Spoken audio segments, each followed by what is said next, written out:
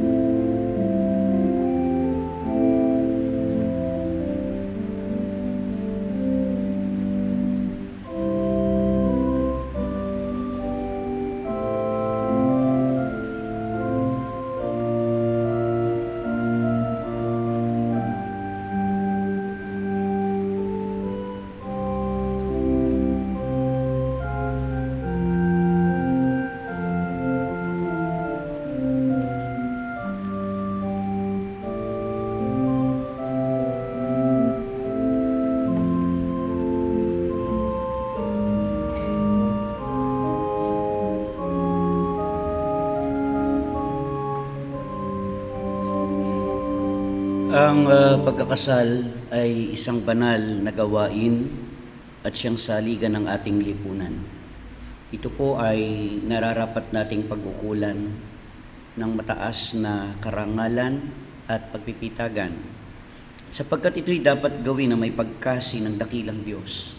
Tayo po ngayon ay dudulog sa Kanya at mananalangin pagkatapos po ng isang awit.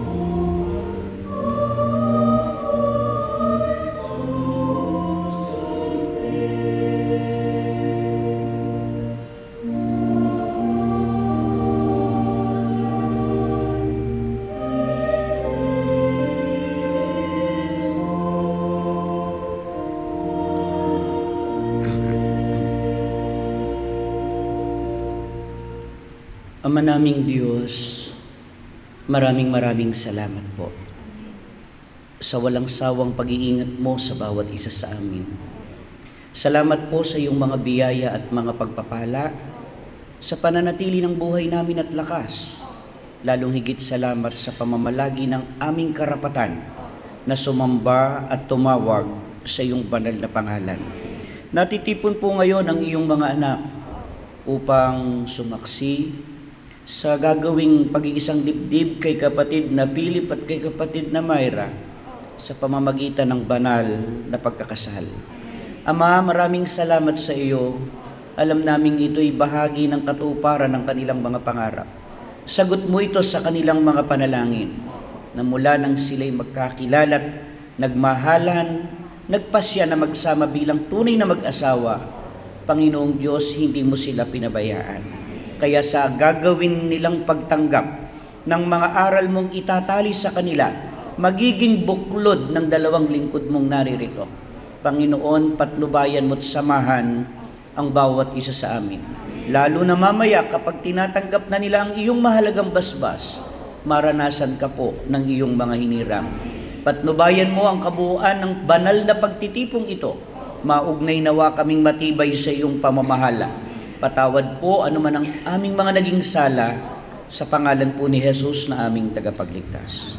Amen. Sige po, maupo tayo. Alayin mo sa Tayo po ay nagkakatipon ngayon sa harapan ng ating Panginoong Diyos upang pagbuklurin sina kapatid na Philip Luis Nicolas at kapatid na Myra Degor sa pamamagitan ng banal na pagkakasal. Ang pag-aasawa po ay itinatag ng ating Panginoong Diyos at ito'y pinatutunayan ng mga pahayag na isinasaad sa mga unang aklat ng Biblia ay itinatag ng ating Panginoong Diyos para sa kapakinabangan at kaligayahan ng mga taong kanyang nilalang. Itinuro ng ating Panginoong Jesucristo na sa pagkakasal ay pinapagsasama ng Diyos ang lalaki at babae upang maging isang laman lamang sa paningin ng may kapal. Ganito ang kabuuan ng mga pangungusap ng ating Panginoon ayon sa pagkakatala ng Ebanghelistang si Marcos. Dahil dito iiwan ng lalaki ang kanyang ama't ina't makikisama sa kanyang asawa at ang dalawa ay magiging isang laman.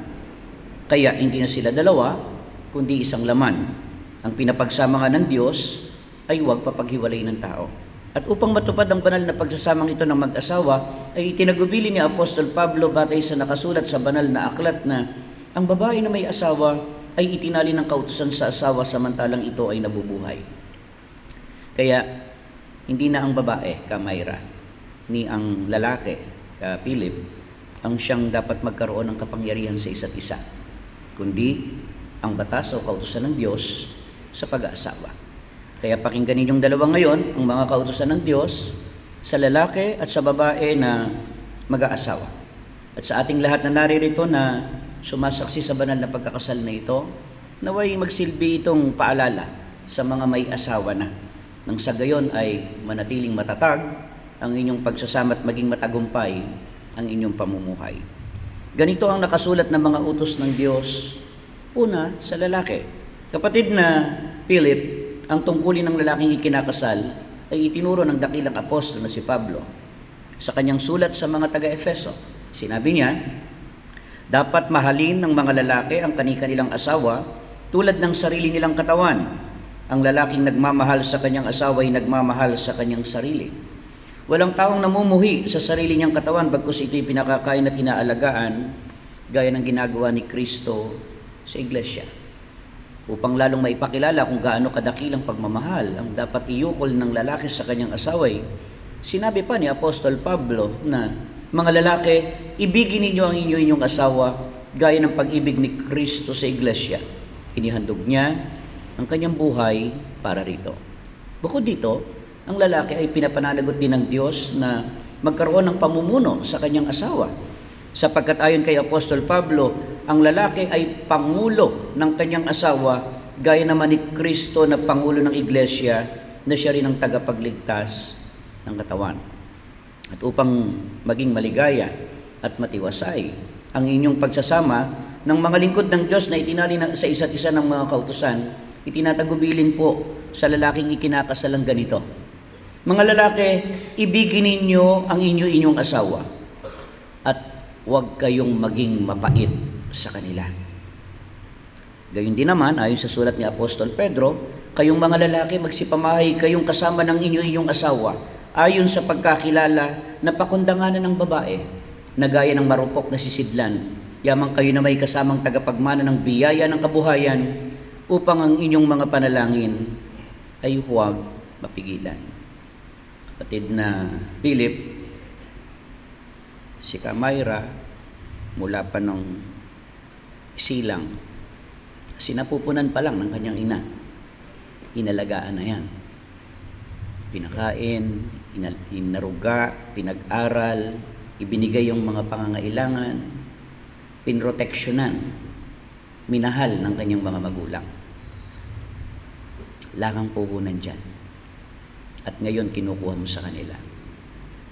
Hindi mo man malampasan, mapantayan mo man lang ang pagmamahal ng mga magulang niya sa iyong magiging asawa. Ang lalaki rin ang pinapananagot ng Diyos sa paghahanap buhay. Ganito ang utos ng Diyos sa lalaking si Adan na nakasulat din sa banal na aklat. At kay Adan may sinabi, sapagkat iyong dininig ang tinig ng iyong asawa at kumain ka ng bunga ng punong kahoy na aking iniutos sa iyo na sinabi, huwag kang kakain niyon, sumpay ng lupa dahil sa iyo. Kakain ka sa kanya sa pamamagitan ng iyong pagpapagal sa lahat ng mga araw ng iyong buhay. Sa pawis ng iyong muka ay kakain ka ng tinapay hanggang sa ikaw ay mauwi sa lupa. Sapagkat diyan ka kinuha, sapagkat ikaw ay alabo, at sa alabo ka uuwi. Tandaan mong lahat yan, kapatid na Philip, pati na yung mga isinominar namin sa inyo, yan ang magiging gabay mo sa pagdadala ng iyong magiging pamilya, pagdadala ng inyong buhay. Kapatid na Myra, narito naman ang tungkulin ng babaeng kinakasal. Tinuro rin ni Apostol Pablo doon din sa kanyang sulat sa mga taga-Efeso na sinasabing, gayunman, umibig naman ang bawat isa sa inyo sa kani-kanyang sariling asawa, gaya ng sa kanyang sarili. At ang babae ay gumalang sa kanyang asawa. Ang paggalang na dapat iukol ng babae sa kanyang asawa ay ipinaliwanag ni Apostol Pablo sa kanyang sulat sa mga taga-Kolosas na nagsasabing, mga babae, pasakop kayo sa inyong asawa sapagkat iyan ang kalooban ng Panginoong Diyos. Ang babae ay hindi pinahihintulutan na magkaroon ng pamumuno sa lalaki. Kundi ang sabi ni Apostol Pablo, ang babae mag-aral na tumahimik, na may buong pagkapasakop. Ngunit hindi ko ipinahihintulot na ang babae ay magturo, ni magkaroon ng pamumuno sa lalaki, kundi tumahimik. Ipinahayag ni Apostol Pablo na ang babae dapat maging uliran sa lahat ng mga bagay, upang kanilang maturuan ang mga babaeng may kabataan na magsiibig sa kani-kanyang asawa, magsiibig sa kanilang mga anak, mangagpakahinahon, mangagpakalinis, mangagpakasipag sa bahay, magagandang loob, pasakop sa kani-kanyang asawa, upang wag lapastanganin ang salita ng Diyos. Ang babaeng kinakasal na may ganitong katangian ay lubhang mahalaga. At ang lalaking nakasumpong sa kanya ay nakasumpong ng isang mabuting kapalaran. Natupad sa kanya ang kawikaang sinabi ni Solomon, isang mabait na babae, sinong makakasumpong? Sapagkat ang kanyang halagay higit na makapupo kaysa mga rubi. Ang puso ng kanyang asawa ay tumitiwala sa kanya at siya'y hindi kukulangin ng pakinabang. Gumagawa siya ng mabuti sa kanya at hindi kasamaan lahat ng kaarawan ng kanyang buhay. Tunay na ito ang dapat na maging katangian ng babaeng ikinakasal. Sapagkat ang sabi ni Apostol Pablo, ang babae ay siyang kalwalhatian ng lalaki. At tulad din ng binanggit ko kay kapatid na Philip, Myra, tandaan mong lahat ang mga itinuro namin sa inyo yan, ay tinatali sa inyo ngayon. Gabay mo yan at tanglaw sa gagawin mong pagtulong sa iyong asawa sa pagdadala ng inyong buhay. Subalit sa ibabaw ng lahat ng ito, kapatid na Philip at kapatid na Myra, pananagutan ninyong dalawa na umibig sa ating Panginoong Diyos. Gaya ng isinasaad sa mga aklat ng kautusan, at ang iyong iibigin ng Panginoon mong Diyos ng buong puso mo at ng iyong buong kaluluwa at ng iyong buong lakas. Ito rin ang ipamumulat ninyo sa inyong magiging mga anak, sapagkat ito sinasabi ng kautusan, na iyong ituturo ng buong sikap sa iyong mga anak at iyong sasalitain tungkol sa kanila pagka ikaw ay nakaupo sa iyong bahay, pagka ikaw ay lumakad sa daan, pagka ikaw ay nahihiga, at pagka ikaw ay bumabangon. Kung ang lahat ng mga kautosang ito na itinatali sa inyo ngayon, ay buong ingat ninyong isasagawa, ang inyong pagsasama bilang mag-asawa ay magiging matagumpay. Sapagkat tatamuhin ninyo ang mga pagpapala at ang paglingap ng Panginoong Diyos, gaya ng sinasabi sa mga awit ni David, mapalad ang bawat isa na natatakot sa Panginoon, na lumalakad sa kanyang mga daan, sapagkat iyong kakanin ang gawa ng iyong mga kamay. Magiging maginhawa ka at ikabubuti mo. Ang asawa mo'y magiging parang mabungang puno ng ubas sa mga pinakalob ng iyong bahay. Ang mga anak mo'y parang mga puno ng ulibo sa palibot ng iyong dulang. Narito, na ganito nawa pagpalain ang tao na natatakot sa Panginoon. Ito ang hinahangad at idinadalangin ng lahat ng mga naririto na sumasaksi sa banal na pagkakasal na ito. Pangunahin ang inyong mga magulang, ang inyong mga piniling saksi, ang inyong mga mahal sa buhay at mga kaibigan, na tamuhin nawa ninyong dalawa ang masaganang pagpapala ng ating Panginoong Diyos. Tinatanong ko kayong dalawa, kapatid na Philip, kapatid na Myra, sumagot kayo ng malakas. Tinatanggap ba ninyo ang mga kautosang ito ng Diyos na maging tali at buklod ng inyong pagsasama bilang mag-asawa? Nakatalaga ba kayo na ito'y sumpaan ngayon sa harapan ng ating Panginoong Diyos na maririnig ang inyong mga piniling saksi at ng kapulungan ito? Mangyaring tumayo kayong dalawa. Tumayo rin po ang mga magulang, pati po ang mga ninong at ninang. Mga abay, tumayo rin kayo. Manatili pong nakaupo ang kapulungan. Maid of honor, please. Pakikuha yun.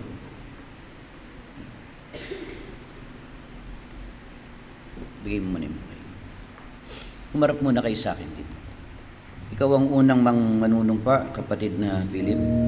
Taas mo ang iyong kanang kamay.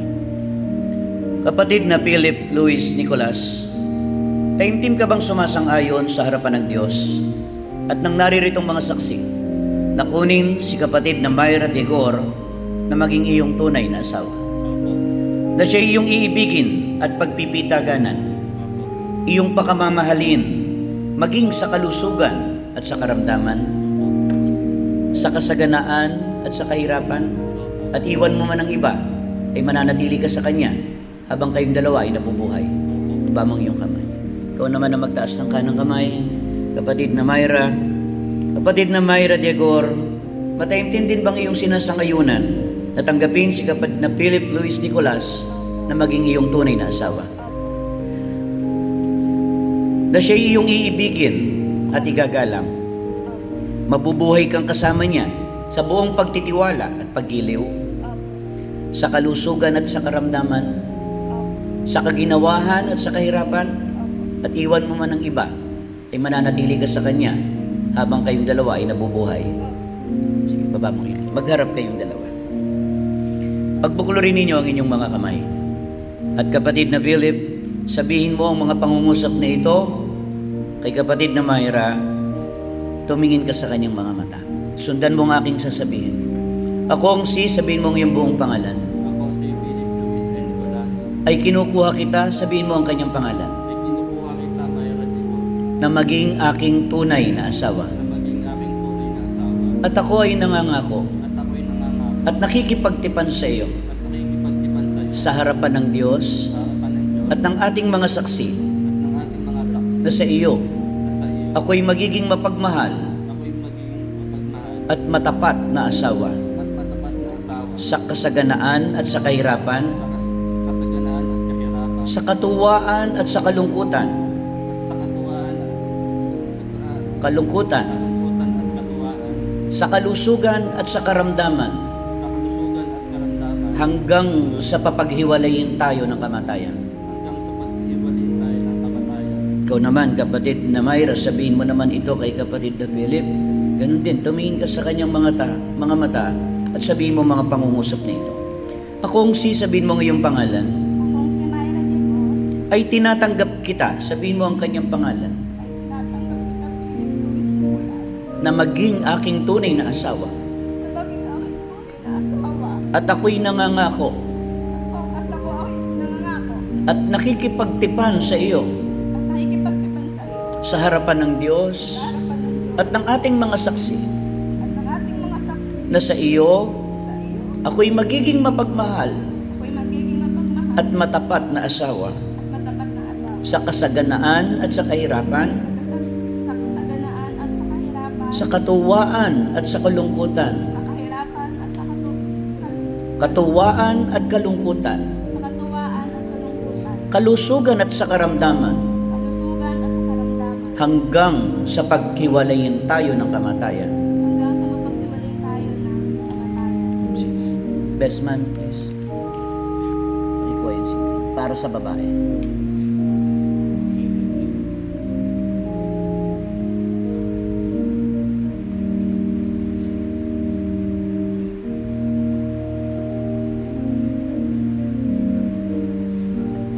Bigay ko sa kanya. Salamat.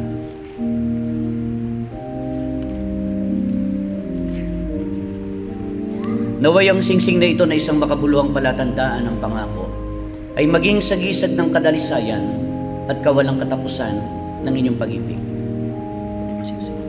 Hawakan mo ang kanyang kaliwang kamay at bago mo isuot sa kanyang kaliwang palasinsingan, sabihin mo ang mga pangungusap nito, Philip. Myra, Mayra,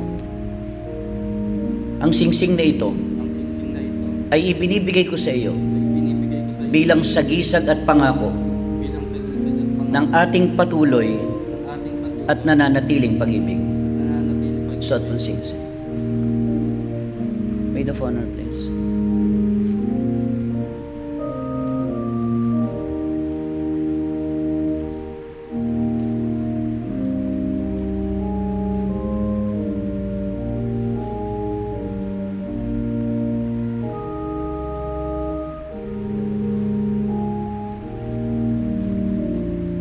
Kunin mo, Myra. Thank you. Give si Baba. Naway ang singsing na ito na isang makabuluhang palatandaan ng pangako ay maging sagisag ng kadalisayan at kawalang katapusan ng inyong pag-ibig. Kunin mo rin singsing. Hawakan mo ang kanyang kaliwang kamay at sabihin mo muna ang mga pangungusap nito. Philip, Philip, ang singsing na ito ang singsing na ito ay ibinibigay ko rin sa iyo ay ibinibigay ko rin sa iyo bilang sagisag at pangako bilang sagisag at pangako ng ating patuloy ng ating patuloy at nananatiling pag-ibig. at nananatiling pag-ibig. Suot ng singsing. Huwag niyo nang bitawan yung mga kamay niyong may singsing. Yan. Bayaang ito'y maging tatak ng inyong pinagbuklod na kapalaran at ng inyong pagkakasundo, ng inyong pagsusuyuan, pagmamahalan at katapatan na sa pamamagitan nito mula ngayon ay natatalian kayo hanggang sa kayo'y papaghiwalayin ng kamatayan. At yayamang tinupad na ninyo ang matapat na pagkakasundo. Ako, sa pamamagitan ng aking karapatan bilang ministro ng Ebanghelyo, ay ipinahayag ko na kayo'y tunay ng mag-asawa. Ayon sa mga batas ng Diyos at mga batas ng ating bansa, ang pinapagsama nga ng Diyos ay huwag papaghiwalayin ng tao. Lumuhod kayong dalawa. Tumayo po tayong lahat, mga kapatid.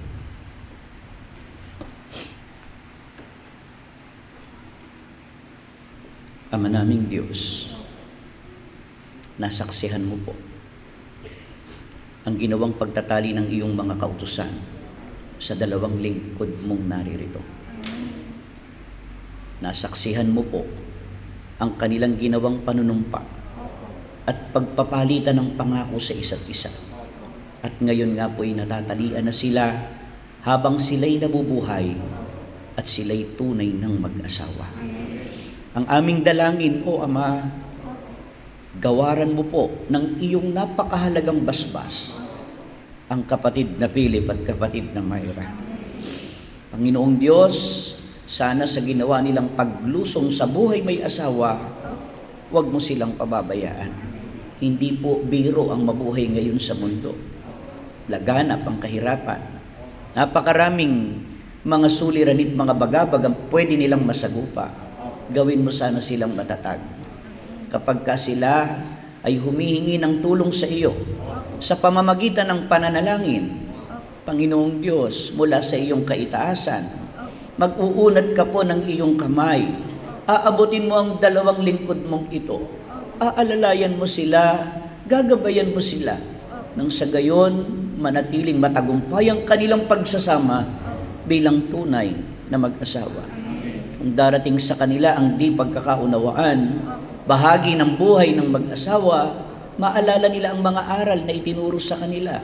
At gamitin mo pong mabubuting kasangkapan ang kanilang mga magulang, maging ang kanilang mga piniling saksi, para sila'y mapayuhan at magabayan upang sa gayoy manatiling maalab ang kanilang pagmamahalan, manatiling matatag ang pagsasama ng iyong mga anak.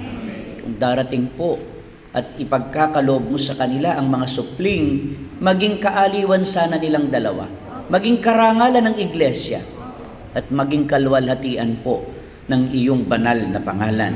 Ama, bubuo pa sila ng mga panibagong pangarap, magpaplano sa kanilang buhay para sa magandang kinabukasan. Gabayan mong mga kapatid namin. Pakialaman mong buhay nila.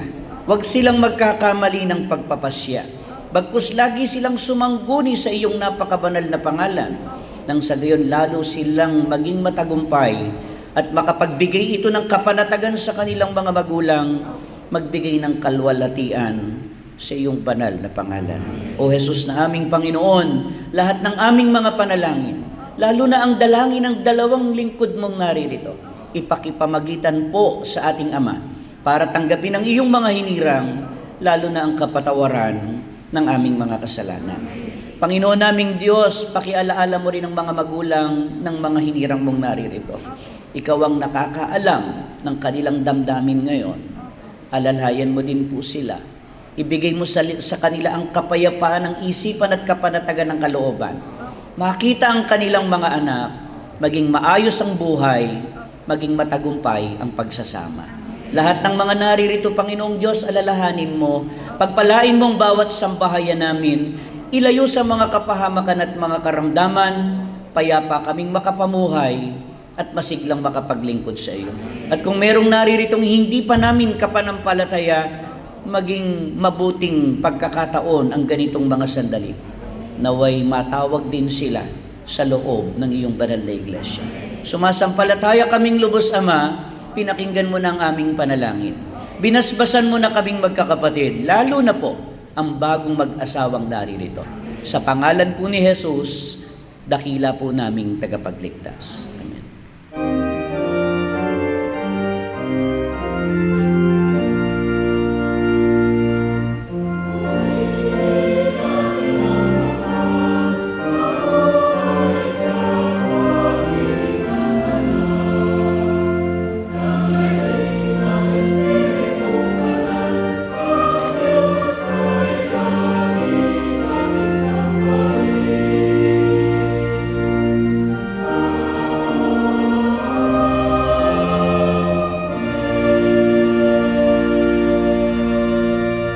Ang biyayang pagliligtas ng ating Panginoong Hesus, ang pag-ibig ng Panginoong Diyos, at ang pakikilakip ng Espiritu Santo, ang sumainyo nawang mag-asawa at nating lahat, ngayon at magpakailanman.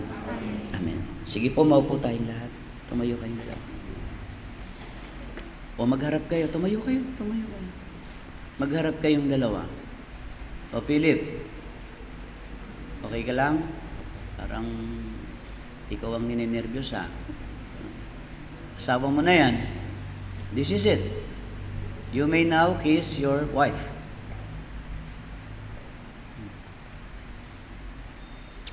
Palakpakan natin, mga kapatid.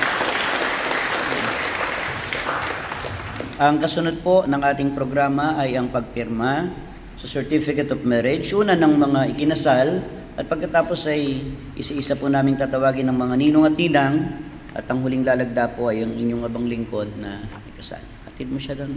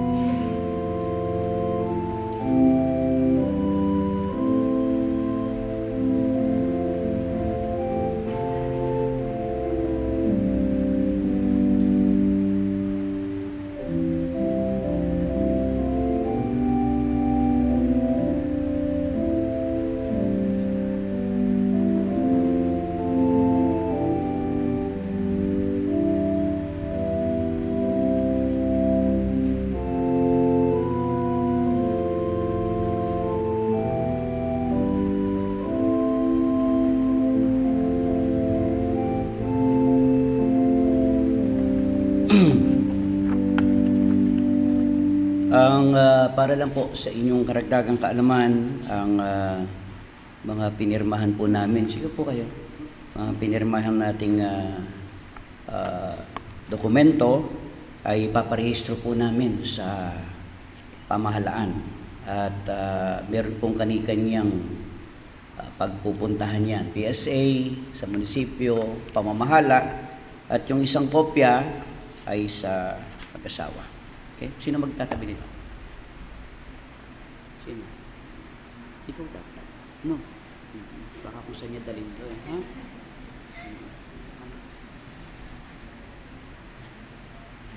Congratulations. Palakpakan po natin lahat ang banang. At bago po natin formal na tapusin ang banal na pagkakasal na ito, sa pangalan po ng mag-asawang Philip at Kamayra, salamat sa inyong lahat, pangunahin sa kanilang mga magulang, sa lahat ng mga umalalay, sumuporta sa kanila para karoon ng katuparan ng pangarap nilang ito. Huwag niyo silang iiwan hanggang mamaya sa kanilang unang pagsasalo bilang tunay na mag-asawa. Sa lahat po ng mga tumupad, patuloy po na pagtalagahan natin ang ating tungkulin, karagdagan po nitong kabanalan sa bawat isa sa atin at pagpalain po kayo lalo ng ating Panginoong Diyos. Naway naging masaya po ang lahat, lalo na ang bagong kasal. Mga kapatid, natatapos po ang ating kasal. Magandang hapon po sa inyo lahat. Muli nating palakpakan ang bagong mag-asawa. Ang kasunod po ay pinaubayan na namin sa mga coordinators, mga photographer.